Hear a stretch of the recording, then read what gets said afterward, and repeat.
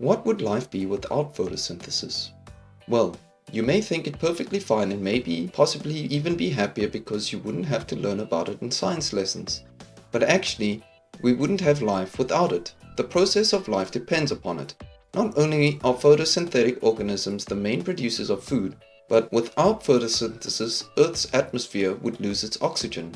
The general gist of what happens in photosynthesis is that green plants and algae trap light from the sun to fix carbon dioxide with hydrogen and water. This makes organic compounds which then provide food for not only the plant itself but also all animals. So now that we know how important it is and how it starts off all of our food production, you can see why we need to learn more about it in detail. Photosynthesis happens in leaf cells. They contain tiny organelles called chloroplast, which contains a green substance called chlorophyll.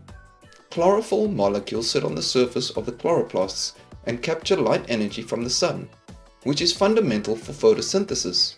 Photosynthesis is a chemical reaction in which carbon dioxide and water are converted to glucose and oxygen by the energy provided from the light energy absorbed by chlorophyll.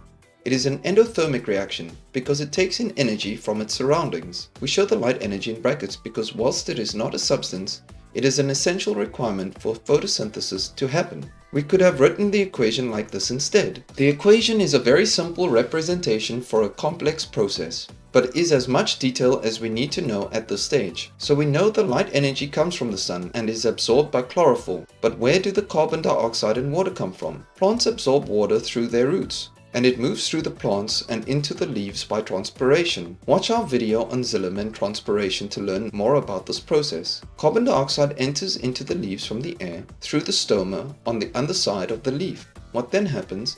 Glucose and oxygen are made. Some of the glucose is placed for respiration and some is converted into insoluble starch. This can then be stored and turned back into glucose at a later stage. Oxygen is actually just a byproduct of photosynthesis. There are some useful byproducts in this world: sawdust from the lumber industry, smoke detectors from space research, but I think we can all agree that producing oxygen is the most valuable of all byproducts. Green plants are called producers or autotrophs because they have the ability to produce their own food. They are the start of the food chain, and every animal relies upon them either directly if they are a herbivore like a rabbit, or indirectly if they are a carnivore like a fox. So you just need to remember that carbon dioxide and water react to glucose and oxygen in the presence of light energy from the sun.